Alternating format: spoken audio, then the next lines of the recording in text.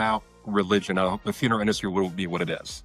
The funeral industry kind of started after the Civil War and getting people home from the battlefields of the Civil War. A lot of funeral homes started out as like furniture makers and cabinet makers and morphed into what the business is today. But so much of what we do, especially for the silent generation we're still serving, and the boomers who are maybe their children, and some of the boomers, so much of it is so very much religious based. So if, dad went to St. Peter's Catholic Church, most likely dad may be buried at St. Peter's Catholic Church. But I think if we didn't have religion as a foothold in so many different cultures, you wouldn't have the rituals with death in those cultures. Welcome to Unpacked Culture Chronicles. I'm Danielle Marshall, an equity strategist and executive coach, and I'm thrilled to have you here. This podcast is all about exploring cultural differences, similarities, and the ways that we can begin to bridge across them. Together, we're going to dive into meaningful conversations with guests from all walks of life. We'll share stories, insights, and practical strategies for navigating the complexity of culture in our workplaces, communities, and personal lives.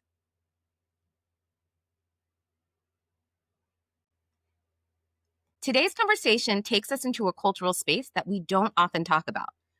And this is how we approach death and dying and the celebrations of life that follow. I started thinking about this more deeply after watching The Farewell, a film that explores the very different ways that families across cultures and countries navigate the final stages of a loved one's life. And my guest today, Jamie Arthurs, is very familiar with this space. He's been a licensed mortician for over 27 years and specializes in helping people plan ahead for their last life celebration. So his work isn't just about logistics, it's about ensuring that this deeply personal moment reflects our values, our traditions, and the ways ultimately that we want to be remembered. And so Jamie, welcome to the show. And I would love for you, in your own words, just to tell us a little bit about you and the work that you do. Yes. Thank you so much for having me on the show. Excited to be on the podcast. So as you mentioned, I've been a licensed mortician for 27 years. I work with a company called Dignity Memorial. We are the largest provider in the death care industry. What my specialty is now, and I have done for the last 14 years, will be 15 and 26. I'm sorry, it'll be 20 and 26. So I do advanced planning. So I help people plan either days, months, or years in advance of that last life event.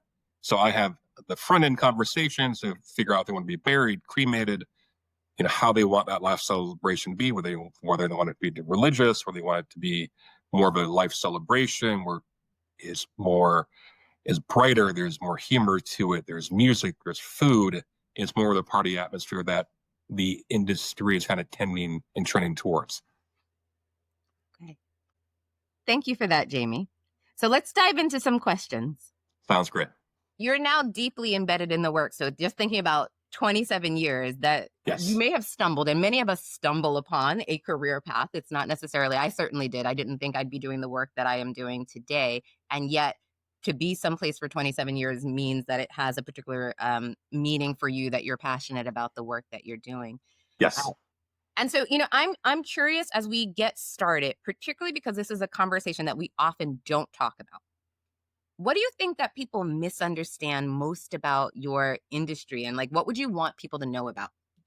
I think the aspect that most people, the largest percentage of people who get into this field, get into it because they want to help people. They want to help people during one of the most difficult times in someone's lives when they have a loved one, whether that's a parent, that's a spouse, God forbid that's a child, passes, and the death occurs. You want to be able to help that person through that situation and through that time. And that time can vary. It could be it could be a couple of days, it could be a couple of weeks, it could be many months. It depends on what the situation is. But realize that the people who get in this field are good people. They're not odd people. They're not anything of that nature. There's around when you tell people you're a mortician, and I think all of us who are morticians or work in the field can relate to this, that, you're in the death care industry, either people lean in and go, oh, what's that like? And get more curious about it, or people get literally back up from you and go, no, I don't want to have that conversation. Thank you. And they move on because they're afraid to talk about death and dying. So. Yeah. And, I guess so, but just to go back to second question that I asked you, like, what do you want people to know about your industry? I want people to know that everyone's going to experience this, no matter how much you not want to talk about it, you're going to experience it. This is an event that you should plan for in some capacity. Very much people plan to go to college and they plan to buy their first car and they plan vacations, they plan so many other aspects of their lives. But when it comes to this, so many people go, nah, I don't want to plan that. I don't want to think about it. Versus if you plan it, statistically, you spend less money by about 20% between any possible discounts that are given for pre-planning and the inflation rate. And then you're giving a gift of love and peace of mind to your family and those you leave behind because they know what's being done is what you wanted. I think that's one of my biggest issues in doing what I do is making people aware that this is such an easy thing to do. Is the mental hurdle, once you get past it, the conversation flows really easy. Yeah. Because people know kind of what they want, whether it's religious based or non-religious based. They have an idea of what they want to have happen. And then once they kind of get past that mental hurdle of like, okay, I'm ready to actually truly have this conversation, it flows and it's easy. And I've never had in 27 years a client who's planned this come back to me upset or have their family come to me upset and go, I wish dad never planned his funeral. I wanted to do it after he died and deal with everything. Yeah.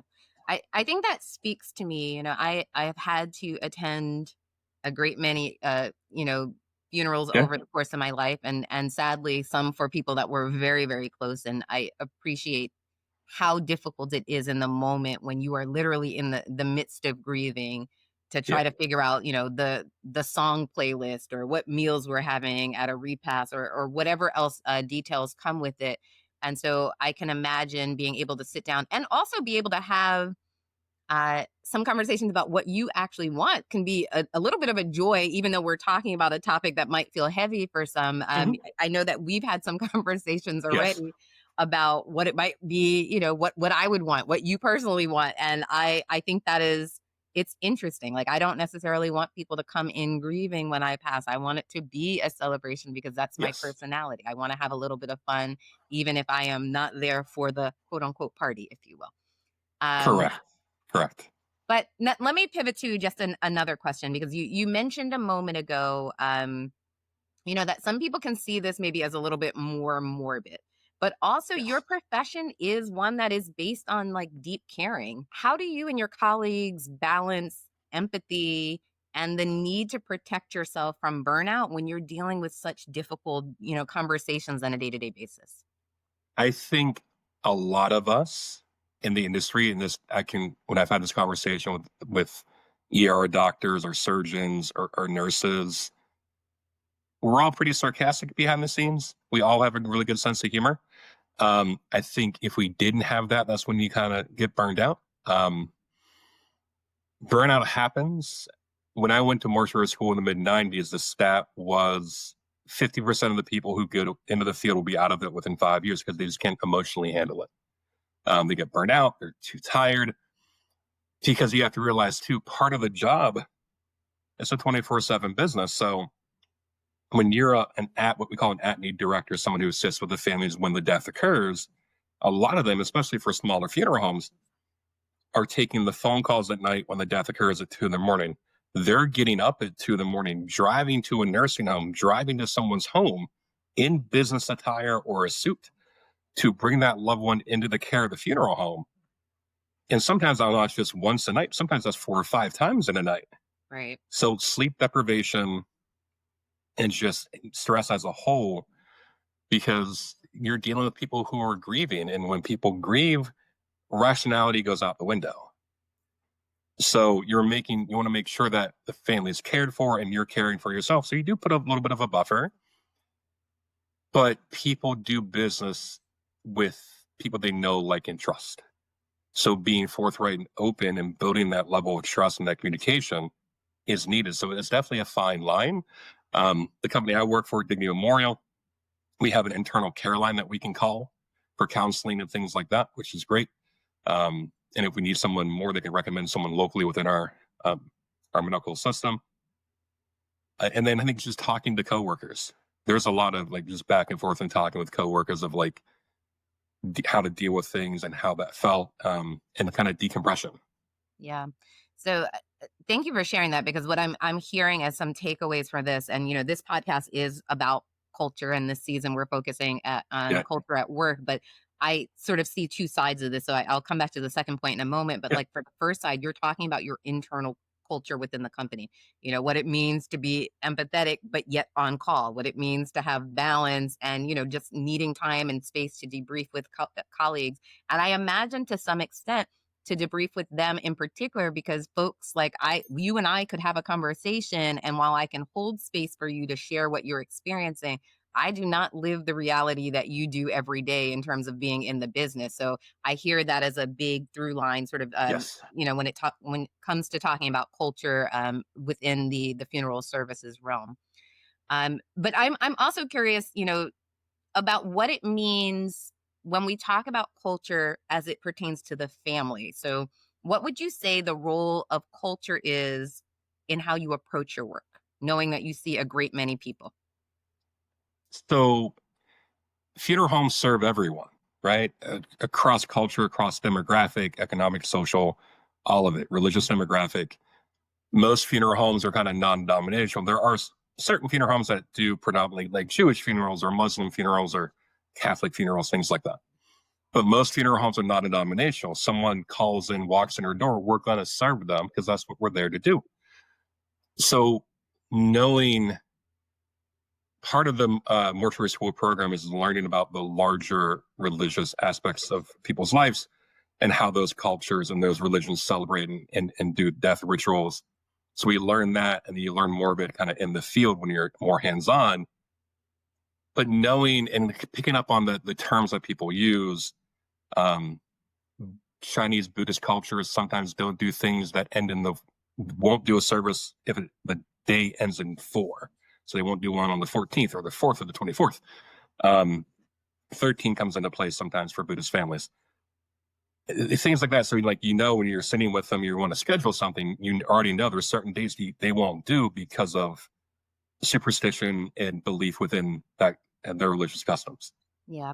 So I want to stay here for a second, because one Yeah. of the things that I coach my clients on when we're talking about cultural competencies is that you can understand something that might be a pattern related to a culture. So just using the example that you mentioned, like a Buddhist family might not use a service on the date that ends in 4. Okay. So those might be patterns that exist, right? They're not stereotypes, because stereotypes are typically Right. negative ways that we look at different cultural groups. So it's a pattern. And Hmm. yet, even within that pattern that we might have for whatever our identity group is, there are going to be times that we still continue to move as individuals, right? So I might be Buddhist in this moment, but maybe the 4th just doesn't mean anything to me in the way it might have meant to previous generations or other people in the Buddhist community.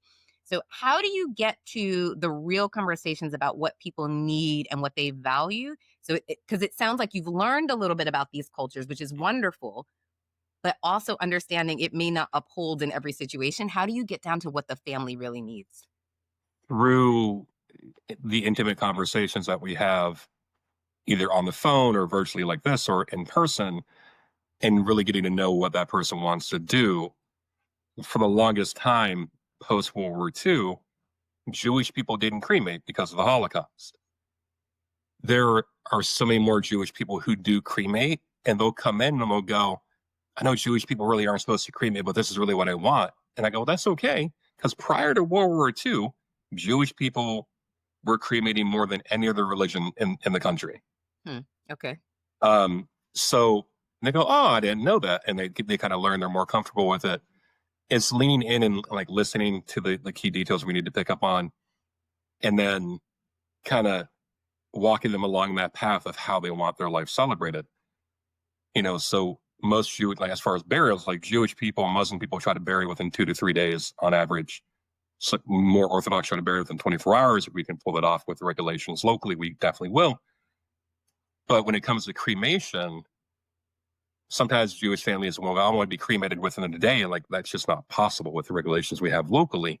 But we can cremate within a couple of days or a little bit longer, depending on what's going on. But, culturally, like getting people past those things that they grew up with of like, oh, this is what normal is. Maybe that was normal for your parents' generation, but it doesn't have to be normal for you. Yeah. As you mentioned, like you want to be able to honor what you want to have done, but it doesn't have to be the black clothing and the black ties, very somber event. It can be an uplifting celebration. It can be something fun. You can have humor to it. You can have music. You can do whatever you want to do to honor and celebrate your life. It just depends on getting past the norm that society shows on TV and movies of funerals are this way in this box, and they're not. Yeah. So it sounds like to me, though, you're holding space both for those individuals who do want maybe the more traditional, burial, right? Whatever that might Correct. mean for them, or funeral, I should say. Um, and you're also allowing space for them to simply come in and say, you know what, these are the things that are important to me instead. So maybe I'm not going to follow the quote unquote traditional path, but this is what I would like for myself, for my loved ones. Which Correct. I think Yeah. is perhaps something maybe that more of us can lean into. I know and realize not most of us are doing the exact work that you're doing, but Yeah. being able to hold this space for multiple options and that there isn't a right or wrong. It's simply what works for this individual in this moment. Correct. There's Um, always the right for you. There's not the right for everyone else. Like, because once it's your funeral, you won't physically attend it, like spiritually attend it, but you will still is celebrating your life. So you want it to kind of encompass what your life was. If your life was religion was a big part of it, that's going to be a big part of your service. But if religion wasn't a big part of your service, it doesn't have to be a big part of your life. It doesn't have to be a big part of your service. yeah. Yeah. I know for me, one of the many odd conversations is when someone's dying. And like when my dad died, he wasn't religious, so we didn't have a religious service where I spoke and handled everything. But people who call and go, Dad hasn't set foot inside the Catholic Church in 35 years, but we need to have a Catholic mass for him when he dies. And I go, why? Explain that to me. Whether that's coming from the emotional aspect of like you want him to have it because that's how you feel he's going to be accepted wherever the next realm is, or that's going to make you feel the best. But is that really going to honor your father's life? Having that if that wasn't a big portion of his life. Yeah. And perhaps it will, right? Because it's not up to us to make that decision on Correct. behalf of the family. But I appreciate that what you're asking them is to think more deeply about what Yes. the ultimate outcome is that they would like to get to. So let me ask you another question. Sure. Because as we were preparing for the call, you had mentioned that you said the funeral industry wouldn't exist without religion. And I'd love to hear more about like how faith traditions shape what you do day to day. So you've talked about like maybe from a historical perspective, maybe how Jewish people had originally, gravitated to cremation, maybe moved away from it after the war, etc. But like when you think about other faith traditions, how does it shape your work? It's a huge part of it because, as you mentioned, like without religion, the funeral industry wouldn't be what it is. The funeral industry kind of started after the Civil War and getting people home from the battlefields of the Civil War. A lot of funeral homes started out as like furniture makers and cabinet makers and morphed into what the business is today. But so much of what we do, especially for the silent generation we're still serving, and the boomers who are maybe their children, and some of the boomers, so much of it is so very much religious based. So if dad went to St. Peter's Catholic Church, most likely dad may be buried at St. Peter's Catholic Church. But I think if we didn't have religion as a foothold in so many different cultures, you wouldn't have the rituals with death in those cultures. You wouldn't have the bathing that both the ritual bathing that Muslim families and Jewish families do. You wouldn't have the aspect of like the 3-day wake that used to be really big in Catholic and Christian services was correlated to have 2 days of viewings and the burial on the third day because Christ rose on the third day. That's how that came to be. And that's kind of morphed out of that to where most families do a visitation either the night before, service the next day, or everything the same day, because it's easier for people to take a day or two off of work versus 4 or 5 days off of work to attend a funeral. Yeah. I'm appreciating those examples because, I mentioned in the very opening of the call that I got interested in thinking a little bit more about death with respect to cultures because I watched this movie, A Farewell. Mhm. And up until that point, I grew up in Queens, New York. And so I was very familiar with Christian burials, and somewhat familiar with Jewish burials just because of who was in my community at that time. But it dawned on me as I was watching this movie, I have no concept of what this looks like for anyone else. And part of it again is because we don't widely talk about this. So I love the examples that you're offering here. And I also wonder, getting back to education, right? You talked about this a little while ago, like they are teaching this in mortuary school. But what does it look like? Like, are there classes that are dedicated specifically to culture? Does it just get brought up as you're talking about like the processes of, death rituals? What does it look like? So in mortuary school in the mid 90s, I can't speak on it now. It was Thanatology was a study of death and dying. So you had different sections of that semester long course that were dedicated to Catholic burial rites and Jewish burial rites, Muslim burial rites. You kind of touch on the 3 or 4 larger, like Baha'i burial rites, Buddhist and Hindu burial rites, the larger religions. Then you kind of, there's a little bit touch on some of smaller religions. Now I don't know what it's like. I can definitely ask a coworker who's still in school or just got out of school what it is like, because I don't know. But once again, a lot of that's kind of played in the field because even though someone is Buddhist, they may not all. So Buddhist families a lot will burn different items in a burn barrel outside the funeral home to help the person go to the next, what's called the next realm and the next area. They'll burn money, they'll burn clothing, they'll burn, and by money, it's like fake money actually made for this purpose. Sure. They'll either bury the person with money that way and items in the casket, but if they're going to get cremated, they'll put in the cremation casket the same aspect, so they're burned with that. Very much like the pharaohs were buried with different items to take them to the next realm. Right. Same concept. Okay. I see this is fascinating to me. Like I'm like I could ask a ton of questions about that, but I also want to get to some other things here. Yeah. Um, but before we pivot completely, what's one of Yes. the like most surprising or interesting things that you've learned on the job? Most surprising things I've learned on the job. I think as a younger person, as you going back to like kind of having that barrier, I had that a lot more now. For with all I do is the pre-planning, helping people plan in advance. And over the last 18 years or so, is more just like being open and honest and not really having that barrier there as much. It's still there a little bit, but the more I lean in and the more I'm open with families of what I want to have done for myself or what happened when my dad died and kind of sharing their stories, their guard comes down. And then they're more open to kind of talk about what they want to have. So the more I lean in, the more they lean in 95% of the time. So I think learning that was huge for me. And then learning that, whether someone's coming in and doing something very simple and spending a little bit of money, or someone's coming in and spending a lot of money to have a very elaborate gathering and celebration, they're still grieving. No matter what, how bad my day might be and how stressed I might be, if someone calls in and their loved one died, their day is still way worse than my day is going at that point in time. And taking the moment, maybe before I pick up that phone, I know colleagues do this as well, and taking a deep breath and taking a moment to kind of center yourself to get everything else out of your head you're dealing with before that phone call came in, to really focus and be there for that client. Yeah.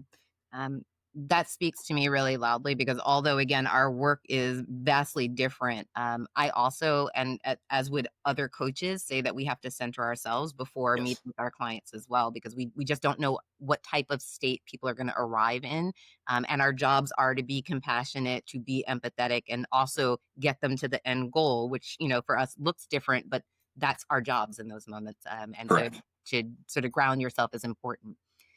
This episode of Unpacked Culture Chronicles is brought to you by Culture Principles, an executive coaching and consulting practice that helps leaders and organizations turn inclusion from an idea into everyday practice.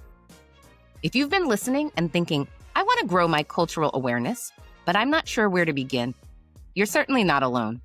And that's exactly why we created the Cultural Competency Executive Coaching Program, a space to deepen self-awareness, lead with cultural humility, and build stronger connections across difference. You can learn more at culture-principles.com/coaching. I'd love to support you. I'm also curious that as you think about, like we talked a little bit about like sort of how culture shapes your day-to-day work, but has it changed maybe how you navigate the world beyond your work?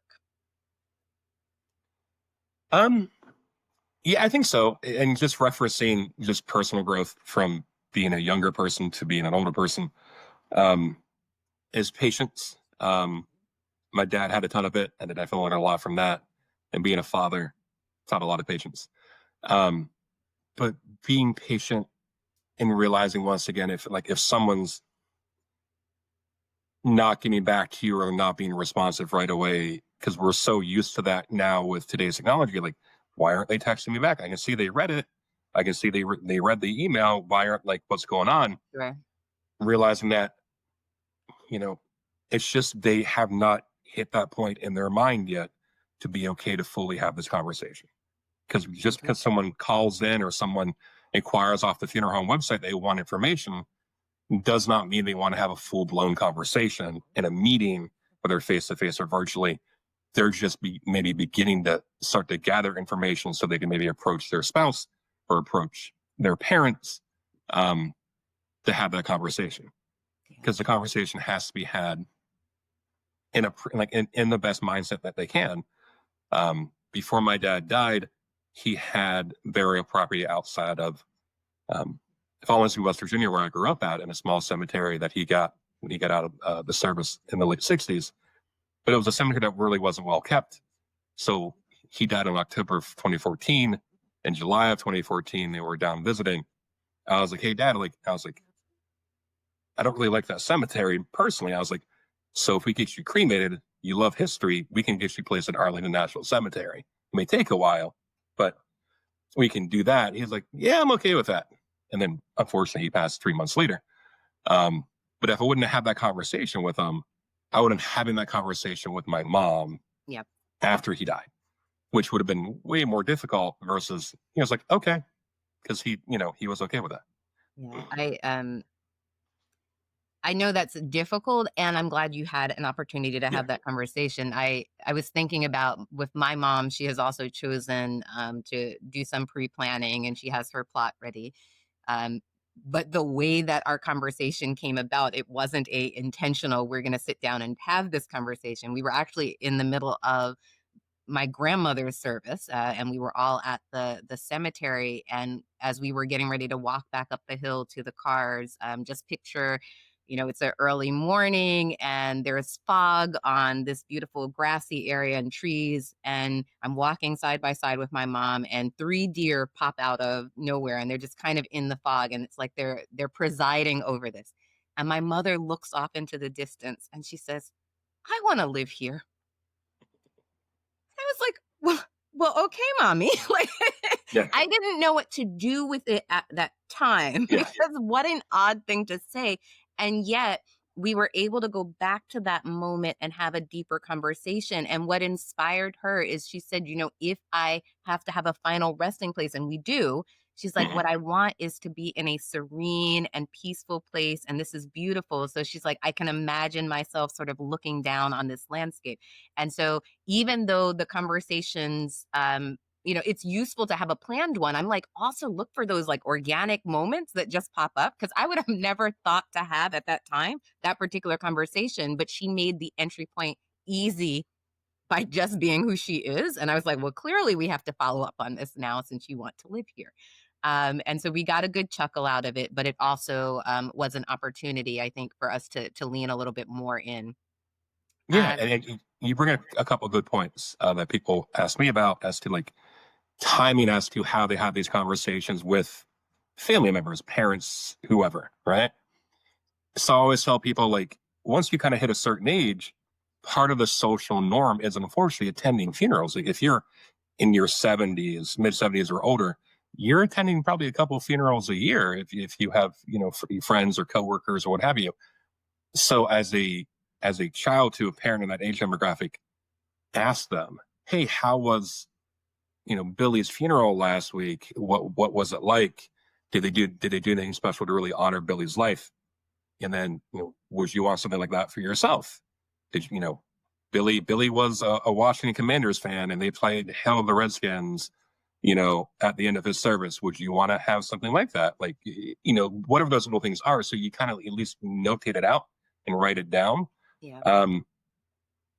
That's part of it. And then one of the things that people don't realize, or I think they do, they just don't talk about it more, as your mom did. When a death occurs, subconsciously or consciously, we are thinking about our own passing at that point in time. There's not a way around that. Because that's when our mortality really kind of sits in. It was happened a ton during COVID for a lot of people. It's kind of slowed down since then. But when a death occurs, you've mentioned you've had, a few friends, you've done friends' funerals and all that.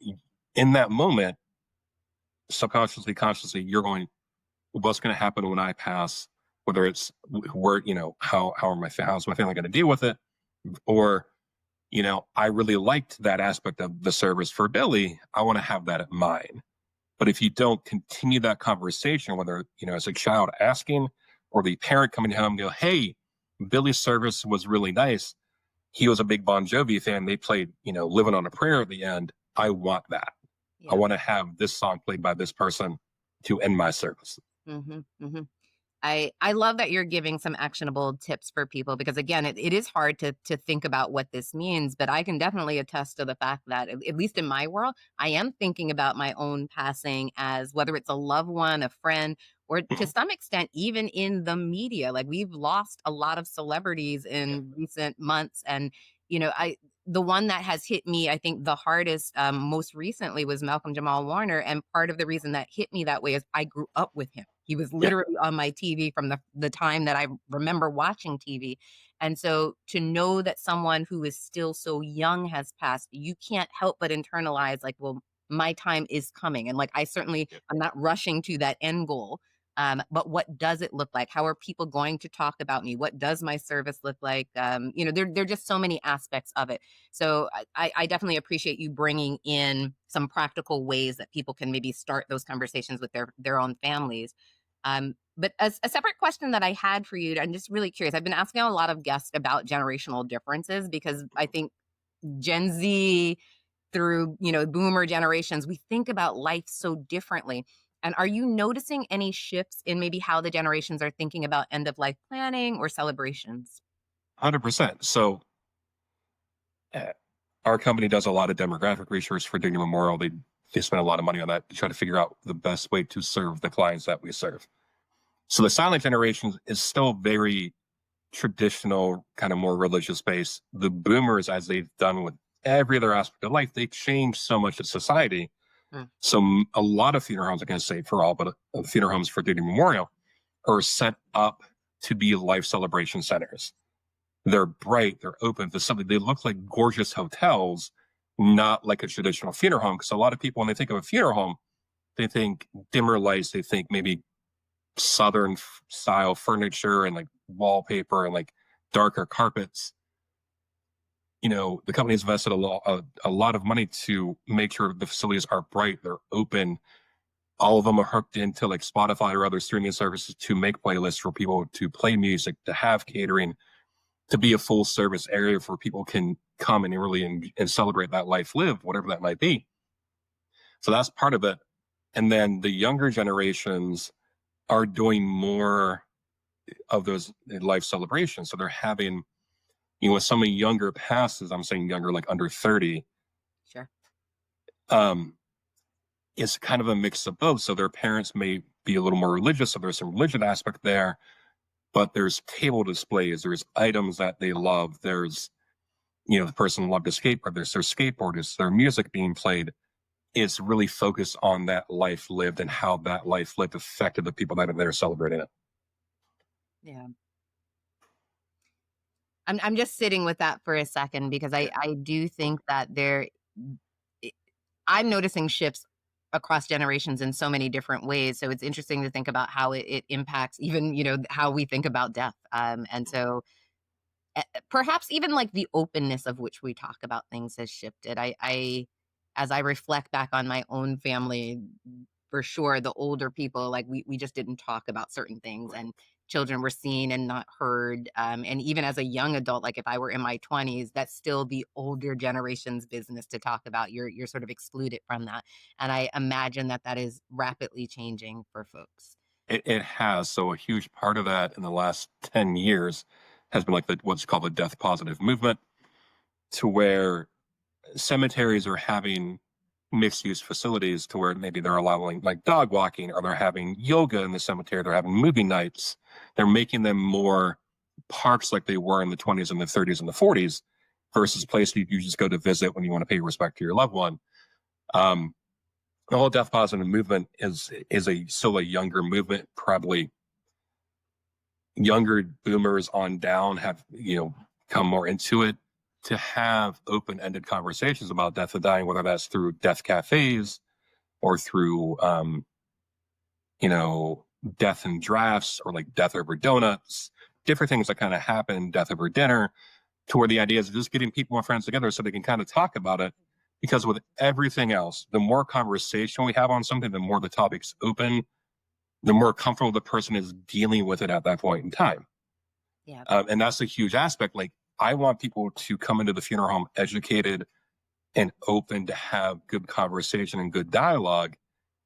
But if they're unwilling to talk about it on the phone, or they're willing to grasp the reality of the situation, that unfortunately the old adage of none of us got out of here alive is a true thing. Like, as corny as many people have heard that line, it's a true thing. Like, but if you are comfortable talking about it, not only is your life better for that, because you are more knowing, I think for most people, at least for me especially, knowing the fact that I know my life's going to end at some point in time, I do my best to live my life on a daily aspect with a purpose of being kind and being generous and looking out for fellow people, and realizing that my legacy does not have to be on buildings, does not have to be in books. My legacy falls back on the people that I love.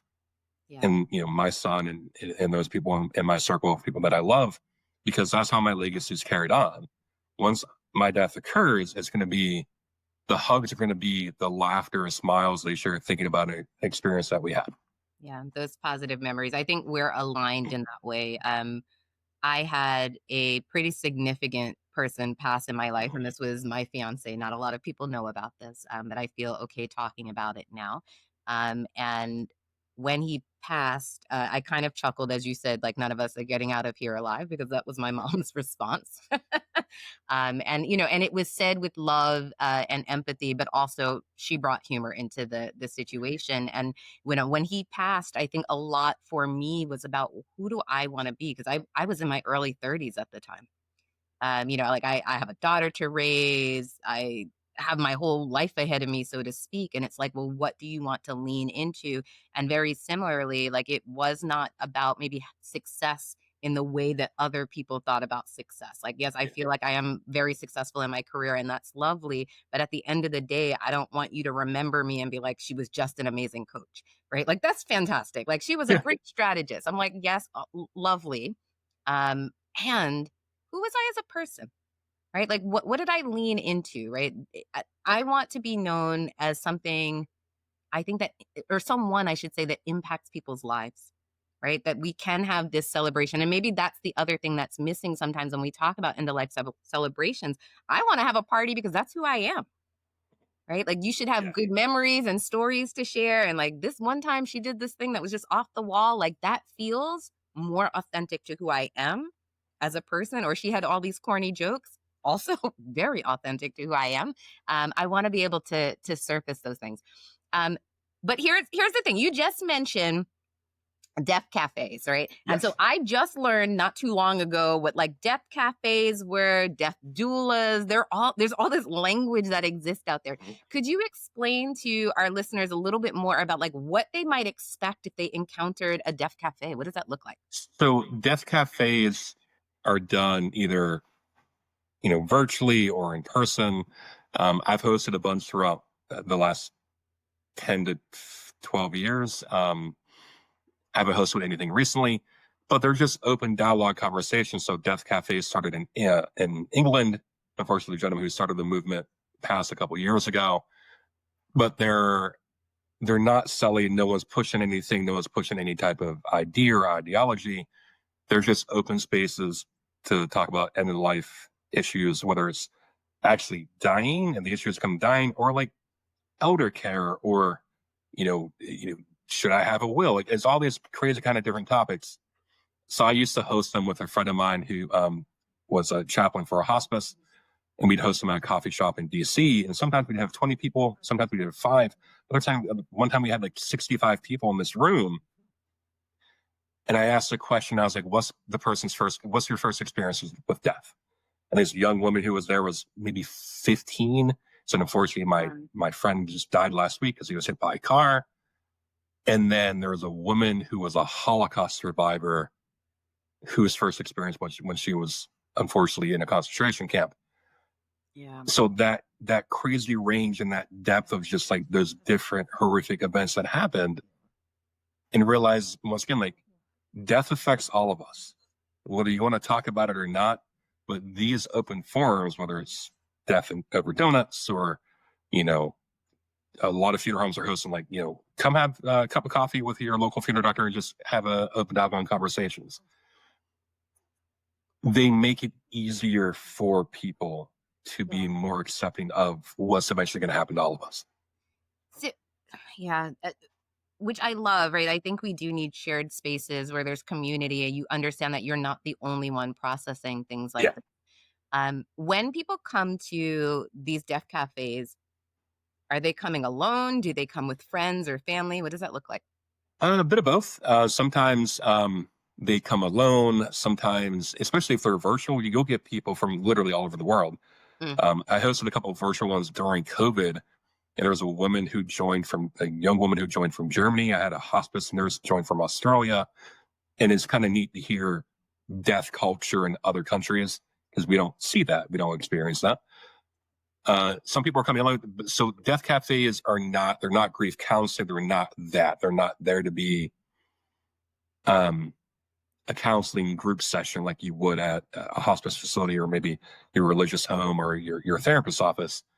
These are more open dialogues, whether we're kind of trying to find humor in it, because once again, a root word in funeral is fun, right? Everyone puts the fun in funeral. That's another corny line that some of us use. But whether it's like colloquialisms on the term for death, like kick the bucket, or gone off to greener pastures, like those are kind of older ones. And I'm sure there's younger people who have younger phrases for what death is. Now it is unalived. Unalived. I'm unalive. They've been unalived. That's a good one. I like that one. So there's and just trying to get people to kind of think about that, or like, what are some of the top 10 songs to be played at funerals? And you can Google that. You're really interesting, because top 10 songs here in the States are different than the top 10 songs in like England and other places. I know for me, myself, I love Monty Python and corny humor that way. So for me, I want my funeral to start with "Always Look on the Bright Side of Life" by Monty Python. That'll be the song that starts everything, because it'll be funny, because that song's funny. And I want people to like, yes, so hopefully people will be sad and upset that I've passed, but I also want them to laugh and have humor, because the aspect with laughing and humor when it comes to grief means you're starting to heal. You're starting to slowly get through that process. Yeah. And that grief process may be a few months for people, and maybe many years for people, but grief is individual and is for that person. And we as a society cannot deem how a person grieves. And I think that's an aspect that society kind of does. Like, well, you have your 3 days from your job to take off. That's what you get. And you kind of leave it, versus 3 days isn't enough to handle the funeral half the time, let alone grieve properly. And grief hits you in some unexpected spaces. Like I remember after my fiance had passed, and this was some time, it might have been like 6 months down the road, and I thought I was in better shape. Mhm. And I went and I happened to be walking through IKEA. And, if you go into an IKEA, they have all the little furniture sections laid out, and this is what your living room or your kitchen could be. And I burst into tears. And I'm not talking about like quiet, I'm crying to myself, like sobbing tears to the point where people are like, Miss, are you okay? And I had to like beeline it out of there. But what I realized in that moment is it brought up something I hadn't even been thinking about for me because he had passed. But here I was in a store where it's about making a home. Yeah. Right. And so now I have to sit with this reality that the person I thought I would be making a home with is no longer here.